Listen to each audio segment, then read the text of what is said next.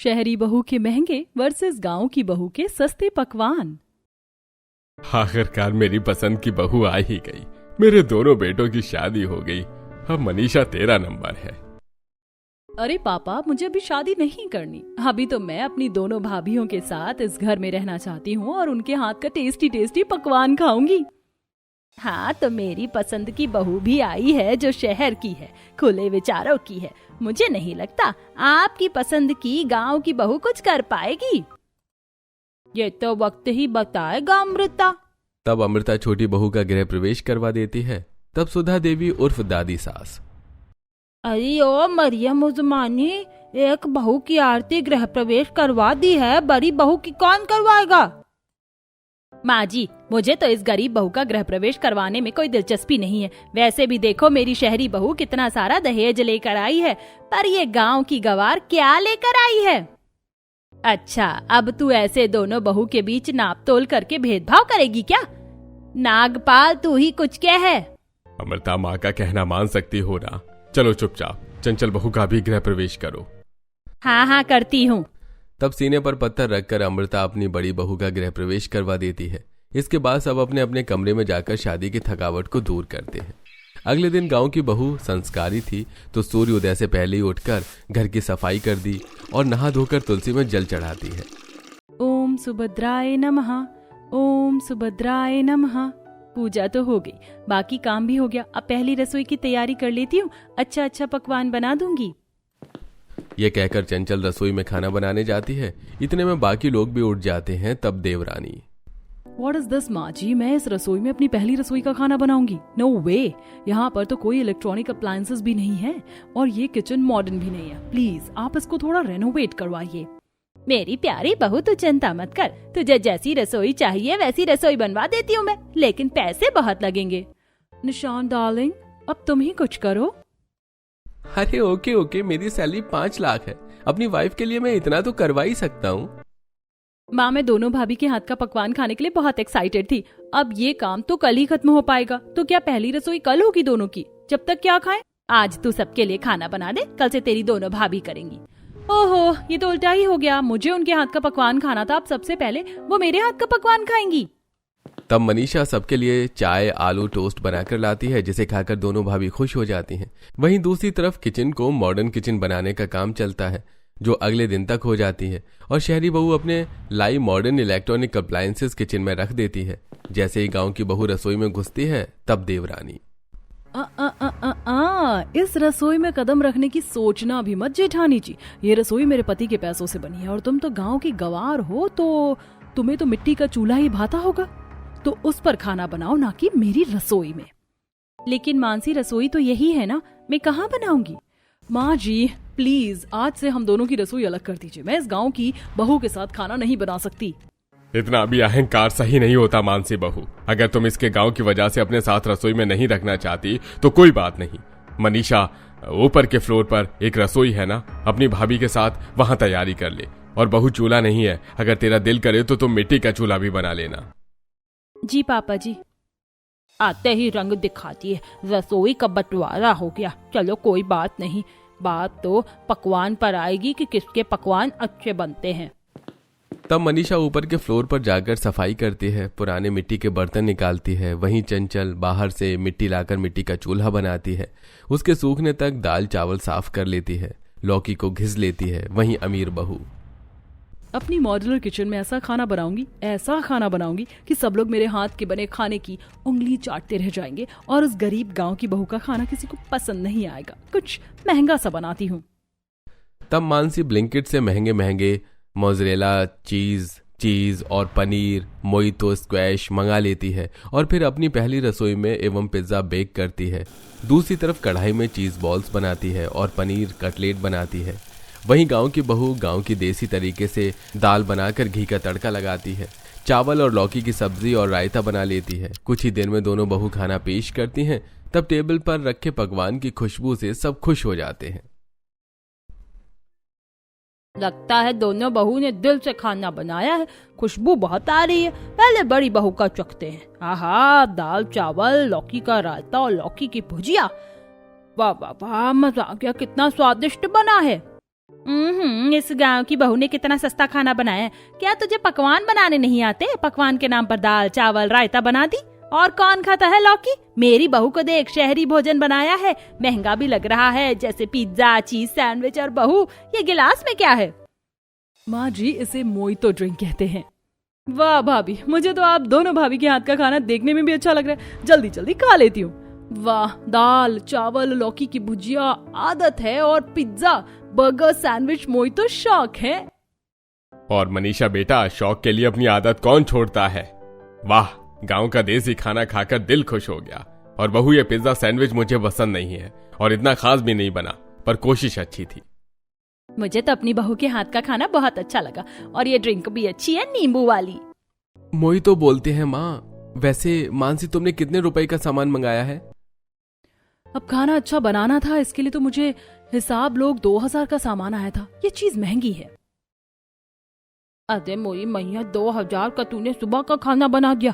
इसमें तो इतना स्वाद भी नहीं है। देख, तेरी जेठानी ने कितना मामूली खाना बनाया, फिर भी स्वाद है। खैर, जो भी हो, बड़ी बहू के हाथ का खाना खाकर मेरा पेट और मन दोनों भर गया। मुझे तो दाल चावल अच्छे लगे, और ये लौकी का रायता और दे दो चंचल। जी लीजिए ना। सब लोग साथ बैठकर खाना खाते हैं, और देवरानी भी अपने बनाए पिज्जा सैंडविच का स्वाद लेती है। शाम को बारिश जैसा मौसम हो जाता है, तब ससुर, अरे चंचल बहू, ओ चंचल बहू, जरा यहाँ आना बेटा। ये लो 100 रुपए। पर क्यों पापा जी? अरे बहू, मैंने थोड़ी देर पहले फ्रिज देखा, उसमें कोई सब्जी नहीं है, और मौसम सुहाना हो रहा है। बारिश आने से पहले कुछ सब्जियां लिया और पकौड़े बनाकर खिला दे। इतनी सी बात पापा जी, इसके लिए 100 रुपए की नहीं, सिर्फ 50 रुपए की जरूरत है। 50 रुपए में मैं 3 तरह की सब्जी ले आऊंगी। अच्छा बहू, वैसे तू बहुत समझदार है, सस्ते में बढ़िया खिलाना जानती है। अच्छा, तो पापा जी का कुछ अच्छा खाने का मन है, तो मैं अभी बाहर से कुछ अच्छा सा खरीद के लाती हूँ, जिसे खाकर पापा जी खुश हो जाएंगे, और महंगा लेकर आऊंगी, इसकी तरह सस्ता नहीं। तब चंचल बाहर जाती है तो तेज आंधी चलने लगती है, जिससे वो घूंघट करके सब्जी वाले तक पहुंचती है, और 10-10 रुपए की बार्गेनिंग करके 3 सब्जी ले लेती है, और बाकी 20 रुपए से बेसन ले आती है।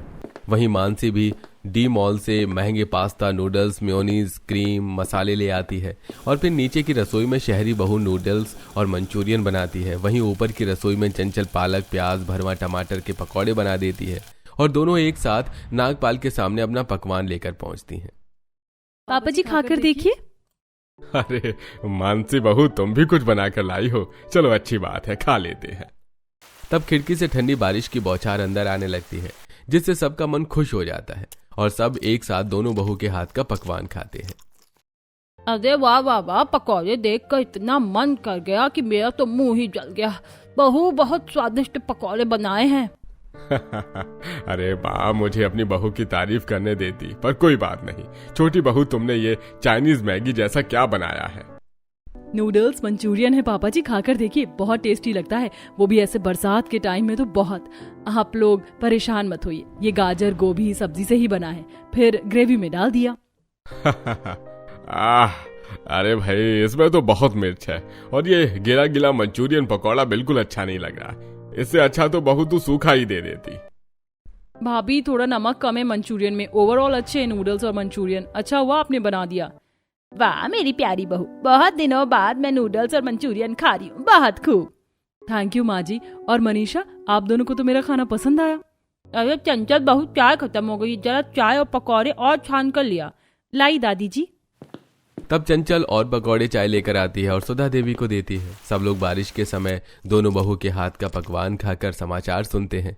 ऐसे ही दिन गुजरते हैं, जहां बड़ी बहू पति की कम कमाई से सस्ता सामान लाकर घर में बेहतर पकवान बनाकर खिलाती थी, वहीं छोटी बहू पति के पैसों को हवा में उड़ाकर महंगा महंगा ग्रोसरी से सामान लाती है। कभी पिज्जा, चाउमीन, बर्गर तो कभी मोमोज बना देती है। पकवान के नाम पर उसे पूरी कचौड़ी बनाना तो बिल्कुल भी नहीं आता था।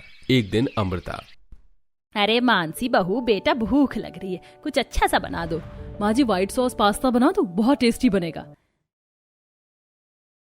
पर बनाती तो है नहीं। ठीक है बहू, लिया।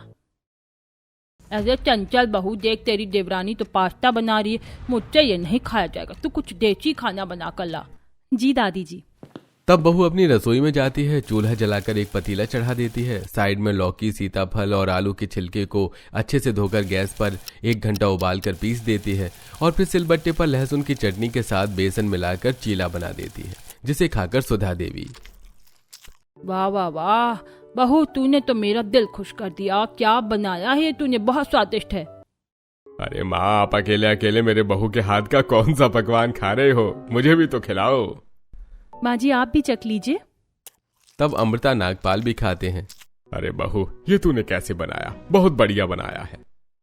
अरे दादी जी, पापा जी, मैंने 3 सब्जी के छिलकों से ये चीला बनाया है, एकदम बारीक पीस कर, और सिलबट्टे से लहसुन लाल मिर्च चटनी बनाकर लाई। बर्बाद भी नहीं हुआ, पैसे भी नहीं लगे और पौष्टिक भी है। करम जली देहाती, तूने मुझे सब्जियों का छिलका बनाकर खिला दिया। अरे गाय भैंस बकरी समझ रखा है क्या तूने मुझे? अपने चहीते लोगों को खिला रही है, उन्हीं तक रख ये सब चीज। वाह वाह वाह, इसे कहते हैं गांव की देसी चोरी, जो बचाए एक एक अठन्नी। और इस बात को अमृता कभी नहीं समझ सकती। समझना भी कौन चाहता है। सो तो है माँ, और एक हमारी छोटी बहू है जो बाहर से न जाने क्या क्या लेकर आती है और अटरम शटरम महंगा सामान बनाकर खिलाती है, जिसमें स्वाद भी नहीं होता। हाँ नागपाल बेटा, तू सही कह रहा है। बहू तू कितना मेहनत करती है, जा खुद भी खा ले। तब कॉलेज से भीगकर नंद घर आ जाती है और व्हाइट सॉस पास्ता पर टूट पड़ती है। वाह मानसी भाभी, आपने ये बनाया? पता है अभी मेरा यही खाने का मन कर रहा था और आपने बना दिया। जितनी खुशी के साथ मनीषा व्हाइट सॉस पास्ता खाती है, उतनी खुशी के साथ प्लेट को दूर कर देती है। क्या भाभी, इसमें आपने चीज अच्छे से ब्लेंड नहीं किया और ठंडे भी हैं, मुझे नहीं खाना। अरे चंचल भाभी, आपने कुछ बनाया है क्या? हाँ, तेरी चंचल भाभी ने गर्मा गर्म चीले बनाए हैं, वो भी लहसुन की चटनी के साथ। जा खा ले और कपड़े बदल, वरना जुकाम हो जाएगा। ठीक है पापा, थोड़ा सा आपकी प्लेट से खा रही हूँ।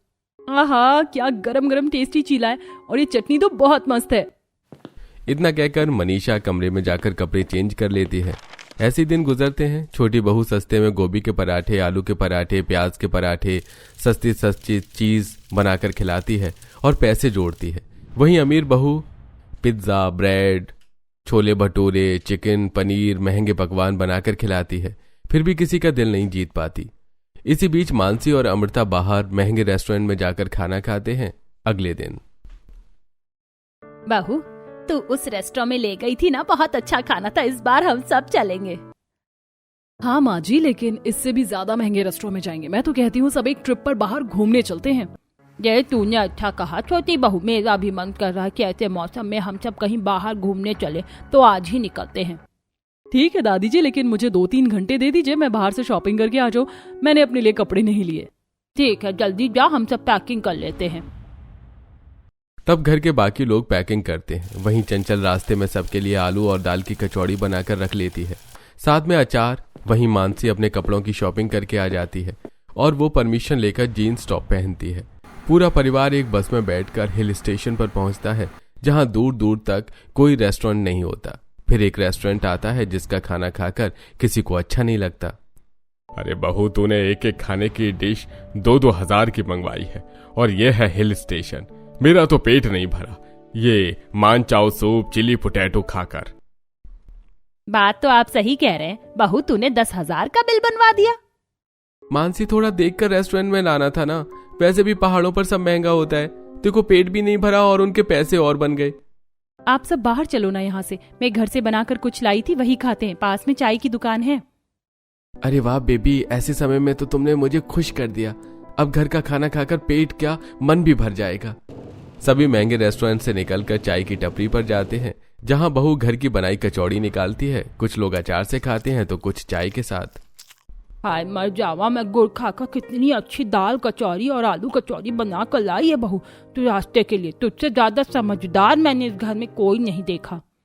मुझे तो लगता है ये बुढ़िया दादी सास और पापा जी इसके बने पकवान से नहीं, इसकी तारीफ करके अपना पेट भरते हैं। जब देखो चंचल बहू चंचल बहू। भूख तो मेरी भी शांत नहीं हुई, इसी की बनी कचौड़ी खा लेती हूँ। जेठानी जी, पर इतना दिमाग कहाँ से आता है? आपने रास्ते के लिए पहले ही खाना पैक कर लिया। जाहिर सी बात है मानसी, बाहर जा रहे हैं, अब जरूरी तो नहीं है ना बाहर का खाना अच्छा मिले, इसलिए थोड़ा बना ही लिया था मैंने। कुछ भी कहो, दिमाग तो है इस गांव की गवार में, और एक मेरी बहू है। सब लोग खाकर आसपास का होटल लेते हैं। एक दिन रुककर हिल स्टेशन घूमते हैं, फोटो खिंचवाते हैं और अगले दिन जब कार से जाते हैं तब चंचल गाड़ी से बाहर देखकर, अरे पापा जी, ये तो रामपुर गांव है ना जहाँ से हम निकल रहे हैं। यहाँ मेरा मायका है, मेरा गांव। क्या हम थोड़ी देर रुककर यहाँ से चल सकते हैं? मैं आपको अपने खेत भी दिखाऊंगी। ठीक है बहू, अगर तेरा इतना ही मन है तो हम तेरे गांव चलते हैं। अरे आपका दिमाग खराब है क्या? घर चलो सीधा, वैसे ही बहुत थकान है। अरे तो बहू के मायके चलते हैं ना, वहीं पर अपनी थोड़ी थकान मिटा लियो, बहू के घर वालों से भी मिल लेंगे। ओह गॉड, इस गांव की गर्मी में कैसे रहूंगी? गर्मी कैसी मानसी, मौसम तो ठंडा है मानसून का। ड्राइवर, रामपुर गांव की तरफ ले चलो। तभी ड्राइवर रामपुर गांव के अंदर ले चलता है, जहां बहू अपने गांव के खेत दिखाते हुए ले चलती है और फिर उनके गरीब झोपड़ी में आ जाते हैं, जहां चंचल के माता पिता बहुत अच्छे से उसके ससुराल वालों का आदर सत्कार करते हैं, बढ़िया बढ़िया चूल्हे का खाना खिलाकर विदा कर देते हैं। गाड़ी को चलते चलते 4 घंटे हो जाते हैं। रात होने को आती है। पास में छोटा ढाबा होता है तो चंचल रुकवा देती है। माँ जी, पापा जी, दादी जी, कुछ देर पहले आप सबको भूख लग रही थी ना? अब तो सुबह का खाना खाया पच गया होगा। हम इस ढाबे पर खाना खाते हैं, ये बहुत अच्छा बनाते हैं, बहुत पुराना ढाबा है। जेठानी जी, आपका दिमाग तो ठिकाने पर है ना? इतने छोटे ढाबे पर इतना सस्ता खाना खाकर हम सबको अपनी तबीयत खराब करने का कोई शौक नहीं है। वापस गाड़ी में बैठ जाओ। अरे मानसी, ऐसी कोई बात नहीं है, सच में बहुत अच्छा खाना बनाते हैं। पापा जी, सूरज जी, निशांत, मनीषा, तुम सब खाओगे? हाँ भाभी, मुझे तो बहुत जोर से भूख लगी है। हाँ तो चलो। सब लोग ढाबे में बैठकर कढ़ी चावल, राजमा चावल, दाल मखनी, सलाद का स्वाद लेते हैं। उन्हें देख अमृता और मानसी के मुंह में भी पानी आता है। बहू, उन्हें इतने अच्छे से खाता हुआ देख मुझे भी भूख लग रही है। चल हम भी चलते हैं। मुझे भी भूख लगी है माँ जी, चलो। तब दोनों बहू और सास ढाबे का खाना खाकर खुश हो जाती हैं। अरे वाह जेठानी जी, मानना पड़ेगा, इतना सस्ता खाना अच्छा भी हो सकता है, पता नहीं था। एक बात कहूंगा, जहां तू रेस्टोरेंट में ले गई थी वो था ऊंची दुकान, फीकी पकवान, लेकिन गरीब इंसान बहुत मेहनत और प्यार से खाना बनाता है और 4 पैसों में ही खुश हो जाता है। हाँ ये तो है पापा। फिर खाना खाकर सब लोग घर लौट जाते हैं। 2 दिन बाद नागपाल अपनी पत्नी के साथ गार्डन में बैडमिंटन खेल रहा था कि अचानक से उसे दिल की तरफ दर्द होता है। सभी लोग उसे फौरन अस्पताल ले जाते हैं, जहां डॉक्टर चेकअप करके कहता है, देखिए उन्हें पहले हार्ट अटैक आया है, ऑपरेशन करना पड़ेगा, 80,000 जमा करा दीजिए, नहीं तो। ये नहीं हो सकता, उन्हें कुछ नहीं हो सकता। निशांत बेटा, जल्दी से पैसे जमा कर तेरे पापा को बचा ले। वो माँ, मेरे अकाउंट में कोई पैसे नहीं है, सबके सब ट्रिप और खाने पीने में मानसी ने खर्च कर दिए। मानसी, लॉकर में पैसे होंगे ना, घर से लेकर आ जाओ। नहीं निशांत, मैंने लॉकर से भी पैसे निकाल लिए थे 2 हफ्ते पहले खाने के लिए।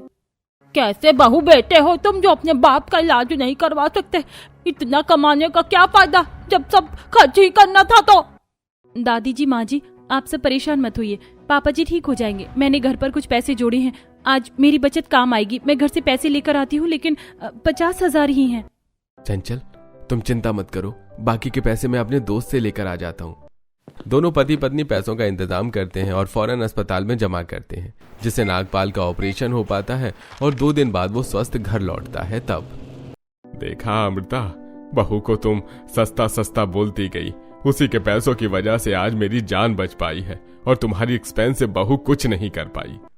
बिल्कुल ठीक कहते, जिसे मैंने कभी ठीक से अपनाया नहीं, वही हमारे सबसे बड़े संकट में देवी बनकर आई। माफ कर दे चंचल बहू। मुझे भी माफ कर दीजिए जेठानी जी, अब मैं आपकी तरह पैसे भी बचाऊंगी और अच्छा खाना भी बनाऊंगी। मुझे खुशी है कि अब हम सब साथ साथ हैं। इस तरह दोनों बहू बहन बनकर रहती हैं और एक ही रसोई में घर वालों को अच्छा अच्छा पकवान बनाकर खिलाती हैं।